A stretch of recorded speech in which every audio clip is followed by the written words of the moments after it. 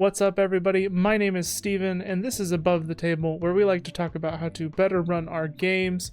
And today we're doing a little bit different style of a video. In appreciation of all the wonderful love and support we've received on the channel recently, and with the wonderful reception of our last video, the Last Stand video, I wanted to take a moment out today and read through some of your guys' wonderful comments and stories, because as I was looking at them and reading them today, I was just loving and enjoying going through these, and so I wanted to share them with you all to show you just truly how this rule has created already a memorable experience for so many others. If you haven't checked out the video, pause this one and go watch it real quick. Now, before we get too deep into it, I do want to address two things that came up the most in the comments. First off being, what does this rule do for you when you have a party that can revive a player? And well, as I responded to so many of the comments, really, the biggest thing is this rule is much more intended for the lower levels of play. Once you get past level 5 and above, yes, the ability to bring people back and revive people becomes much more of a common thing. But that doesn't mean that just because a rule doesn't last the entire game that we can't use it. If you actually think about Dungeons & Dragons, in the grand scheme of things, most people don't play past level 5. So, for a majority of the game, this rule actually works really well, which is why I think it can bring value. And if you like the concept of the rule, but maybe you want a different way to use it or think it needs to have more strict rules around what's capable, what can and can't happen, there are tons and tons of wonderful comments, people talking about different systems or things that they've created themselves that give different action economies to it, make it more of a sacrifice than a last stand. All kinds of wonderful ideas can be found down in the comments. So even though we're going to read through some of these and some of the stories today, definitely go check those out because there is a load of inspiration to be found. If there's one thing that I love about the community that we're building here on YouTube the most, it's how much you guys like to create a conversation, which is a big part for us as Dungeon Masters. What's beautiful about being in this space. Everyone talking, sharing their ideas and inspirations, bouncing off one another until we all culminate into something that so perfectly works for us and makes our games better. And at the end of the day, that is the only reason I spend any time on this channel writing scripts, video editing. I want to do what I can to inspire you. I want to show you what I have learned and what mistakes I have made so you can learn from them without having to make them yourself. But enough babbling on, let's go ahead and dive into some of these comments and read through some of these amazing Last Stand stories and take a look at how some of these characters made an impact on their way out. Archangel75 says, "My barbarian had a friendly rivalry with our rogue.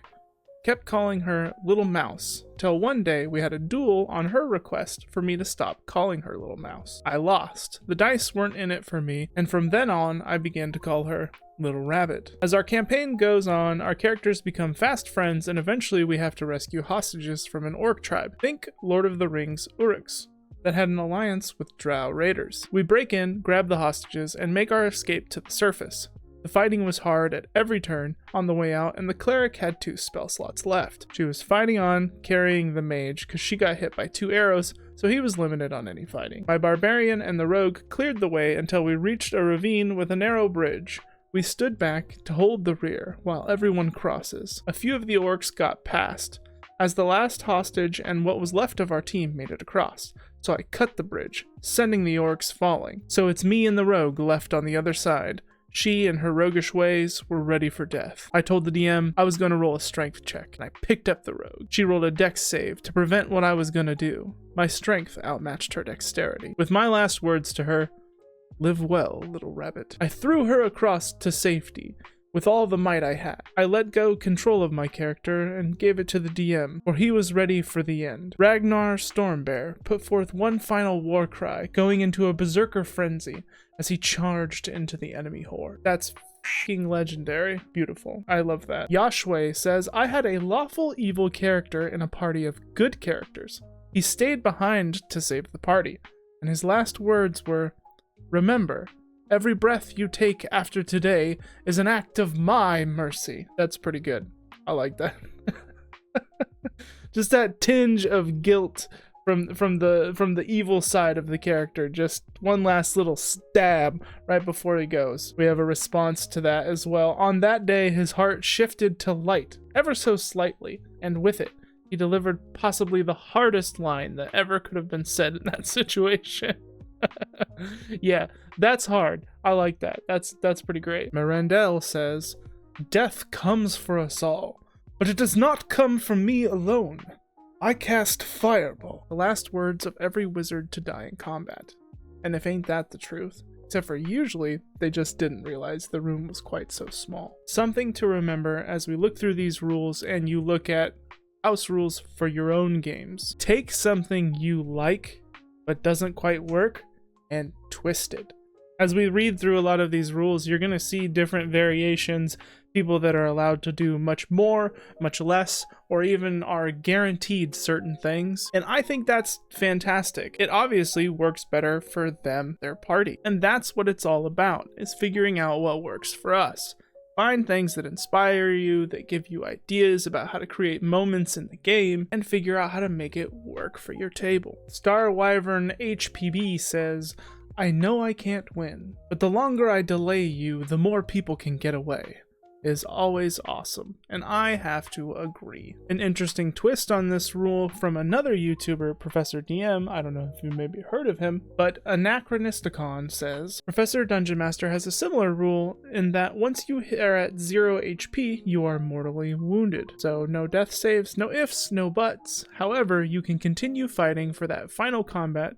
Simple, dramatic, and elegant." And this is kind of an interesting spin on that rule, like I've been talking about. What I like about this variation of the rule, this allows the players, of course within the confines of this combat, the ability to do and say things they might want to do and interact with their party for just a little bit longer, and maybe even make that one last big impact before they go. That way, you can wrap up combat, maybe give dying words, and have that last conversation once the encounter is over. Now, this might not work for everybody, but I can see how certain groups could really get a lot out of this, and maybe even have a longer conversation than they should at the end of it all. @_Arthur_ says, "The last stand is one of the most for sure ways to make your whole group cry instantly and smile later due to the epicness and story enriching moments like these can create."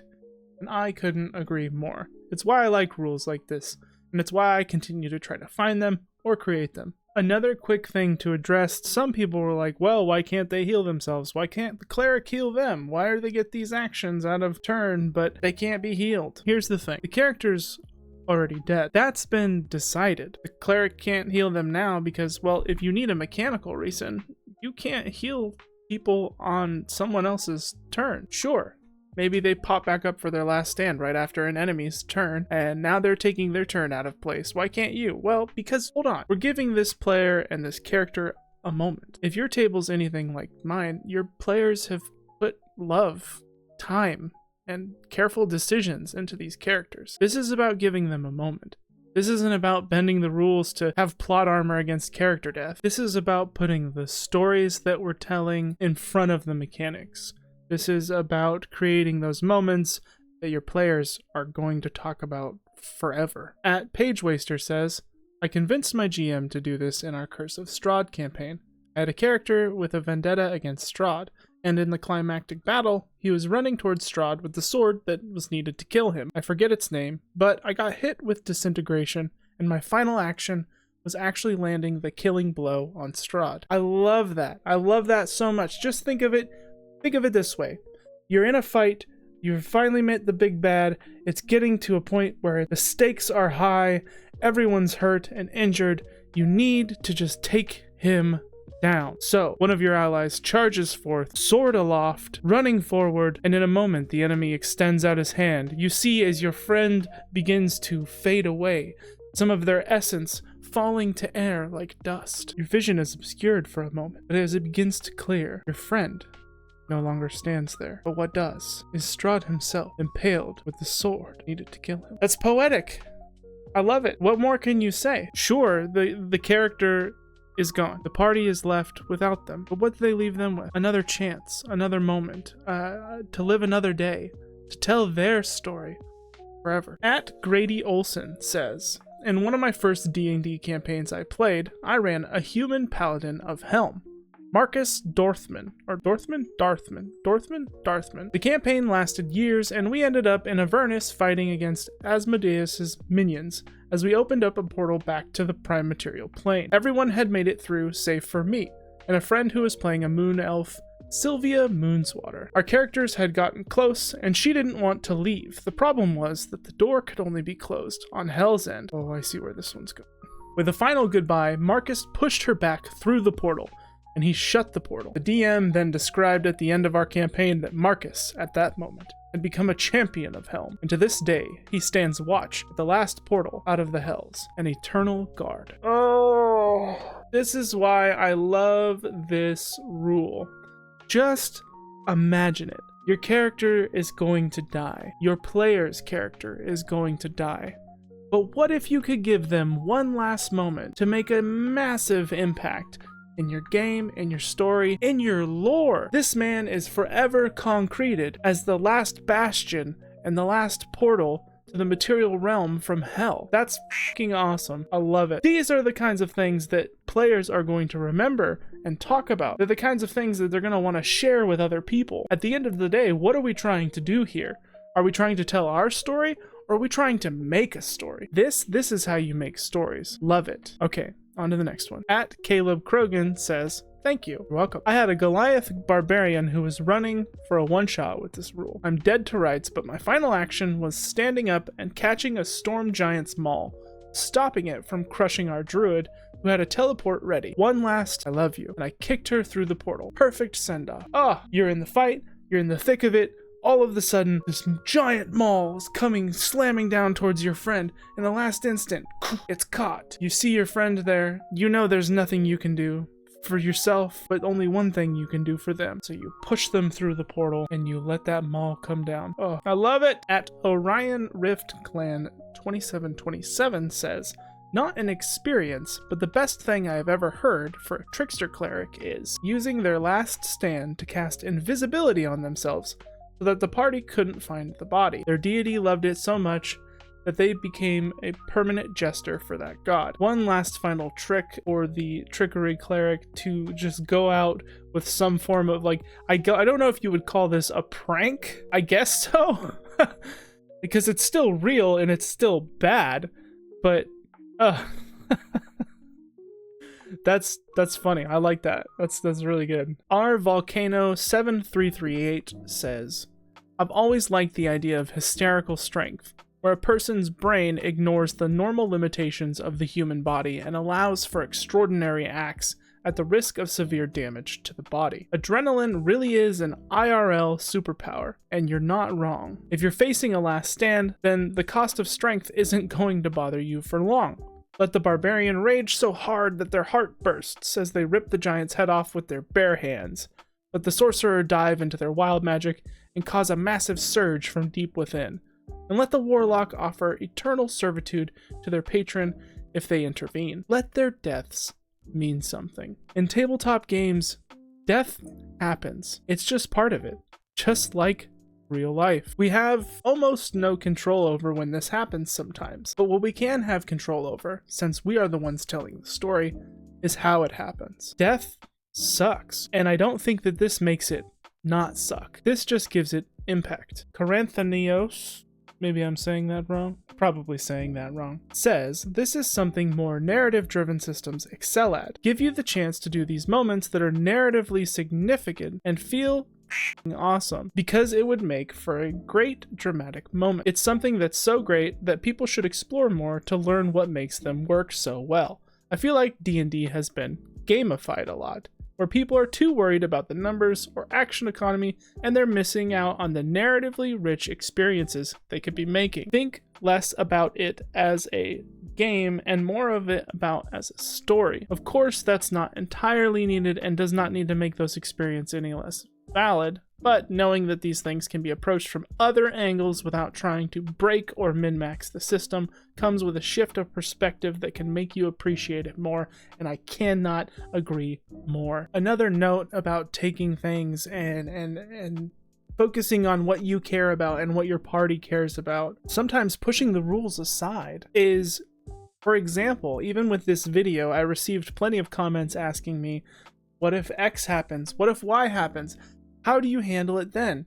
What if this is the case or this is the scenario? And here's something I want to say plainly. Don't let anything, anyone, any book, any video tell you how to play the game. Now, yes, there are standardized rules for the game, and most tables follow these almost entirely. There are certain exceptions that are changed or moved around, but ultimately a lot of parties follow the same rules. But when you see things like this that are close to the right idea, or you kind of like it but you have way too many questions, make additional rules. Make specifications around it. Don't just take everything you look at and find and copy and paste it. I know that a lot of advice around D&D is all about how to steal someone else's and then make it yours. The making it yours part sometimes involves editing, revitalizing things altogether. At Mumbik Grimbelt says, this rule gets subscribed. Mumbik, thank you. And you watching this? Have you subscribed yet? At Puppet Nick says, I'm a big believer in this rule, because at the end of the day, these characters are important to them, and players want to tell this story too. So letting them have this moment is so fantastic. Out of curiosity, is the action an auto success, or do they still have to roll? And if they still have to roll, what happens if they fail? These are great considerations around the rule, to be honest. I've seen many iterations throughout the comments of people allowing auto successes, auto crits, and I think all of these kinds of things are wonderful things to consider when we're looking at this. Personally, I just kind of go with the moment. My players trust me to give them a fair ruling, because that's kind of our job as game masters. There are constantly things that aren't so perfectly fit into the rules that we adjudicate and make decisions on all the time. So if your players are willing to trust you to leave things a little bit more open sometimes, you can adjust for the moment. You can ask people at the table in the moment if they believe something is fair or just. Allowing things to be more fluid gets rid of unnecessary limitations. At GrimRN88H says, I take this a step further. Once a PC dies, assuming that they don't have another character ready, they can choose to play on as a ghost. They use the monster ghost stats, but cannot regain HP by any means. So once those HP are lost, they're permanently gone from this world. That's fun because I could see a lot of different ways where even my players would use that in a way that could potentially get on each other's nerves. Especially it depends on, can you always see the ghost?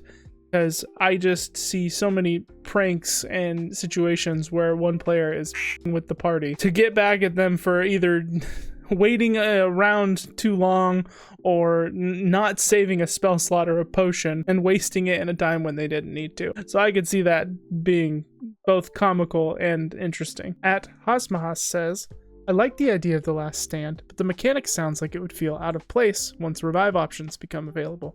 Taking your last stand only to revive shortly after feels like it could be pretty anticlimactic. Are there specific circumstances where you would not use this mechanic? And you're right. Yes, once revive options become available, you're going to phase this rule out. It's bound to happen. But you might keep it in your back pocket just in case you encounter a scenario where the ability to revive isn't there. For the most part, this is strictly for the earlier tiers of play, which is a majority of the game that gets played. And Ri Fufui says, I have mixed feelings about this rule. Don't want to turn our campaign into a show about superheroes. However, if you're already running super heroic campaign, then it suits it perfectly. I can guarantee you have seen this form of an action, this form of storytelling, take place in media that is not super heroic. This doesn't always have to mean that they kill the big bad with one shot. This doesn't always have to mean that they push everyone through the portal. Sometimes this is a moment of desperation. This can be used to create big or small moments. And having conversations with your players beforehand around rules like this and what they're intended for can help keep it in line with what you're trying to do. Having a last conversation, making one more attack, pulling the lever, and to touch on characters failing for a moment, while it might sound harsh or rough, the character that gets back up, takes that final swing, maybe they miss. Maybe it doesn't hit as hard as they wanted to. This makes a moment that's a bit gut-wrenching. It's not the easiest thing to watch, and it's definitely not something everyone wants to run, but it's a very real moment. Think of all the times in different media that you enjoy where you've seen someone do that very thing. They go to get up, they go to make some form of final stand or try to get in that one last hit in an opportune moment just to have their hand caught by the bad guy or their blow parried away. Not only can this make heroic, epic, and impactful moments, this can make borderline traumatic and saddening moments, which, if your table is open to it, I believe are all worth exploring.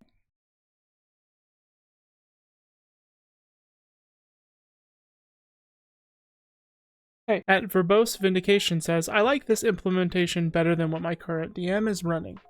We get to choose to sit out DM rolled secret death saves, or forego death saves and do a last stand where you auto-crit if you hit. My main issue is that, given my DM's penchant for overly deadly combat, it doesn't often feel like a great point to just randomly die and grab the last stand. So we all keep waiting out our death saves and giving each other healing potions to avoid death, making the whole mechanic kind of moot. Placing it after death is guaranteed at least removes the whole choose to die aspect. And that's why, even though I like a lot of the iterations that I've seen in some of the comments, I agree. I like putting this rule after the point that we know death is going to for sure happen, because I don't want to trade one for the other. You're not choosing to die in this instance, you're choosing how you go out. Now, while I do think there is probably some room for a heroic sacrifice rule, maybe you are guaranteed even more than you ever could be with the last stand rule because you're choosing to give up your character. And that could be something that we explore later. At Cajun Crustacean says, I was playing a skeleton druid named Tim. He was originally a joke character brought in to replace my previous character who died to some illithids. I didn't expect him to last long, probably dying unexpectedly, once I found a character I wanted to play more. But he became one of my favorites. Anyway, yada yada, stuff happened, and my party ends up fighting a pissed off Fey Lord. The fight goes well as can be expected, but before we can kill him, he started pulling the Pocket Realm down on our heads, both metaphorically and very literally. Everybody makes a mad dash for the exit portal, with the now transformed Fey giving chase. The dice don't cooperate, and Tim, already down to a single-digit health, begins to fall behind and take chip damage from the falling debris and attacking vines. So, as his health hit 0, knowing that the others couldn't turn back to help him, I turned and faced the Fey Lord, popping up the final ace up my sleeve. The last of the party saw of him as the portal distorted and collapsed was the Fey Lord locked in a battle with a huge skeletal Majungasaurus.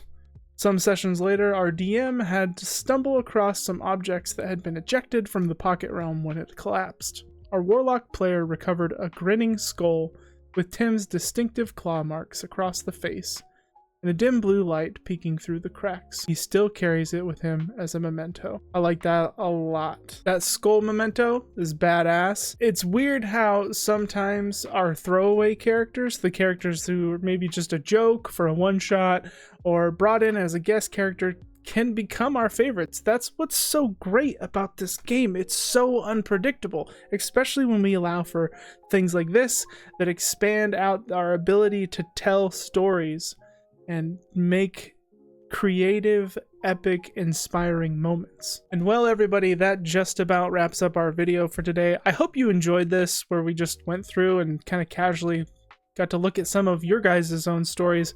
So if you'd like to see some more content like this, where it's a little bit more interactive and we can kind of go back and forth, maybe you guys ask questions and I can give advice on it, or etc. I have a few ideas I've been cooking up. But with that, I just want to give you guys one more final thank you so much for all of the support. Thank you for almost 50,000 views on that video, all of the subscriptions lately, all of the comments, the conversation, the kind words. It all just means so much to me. My goal with this channel is to do everything I can to take the things that I have learned and show them to you, to explain my mistakes and help it so you don't have to make them. I want to inspire, I want to help create. The best thing I can ever get from this channel is helping you and your tables have more fun and create more memorable moments. That's why I spend the time I do on this. So if you liked this video, you liked any of these ideas, leave a comment down below.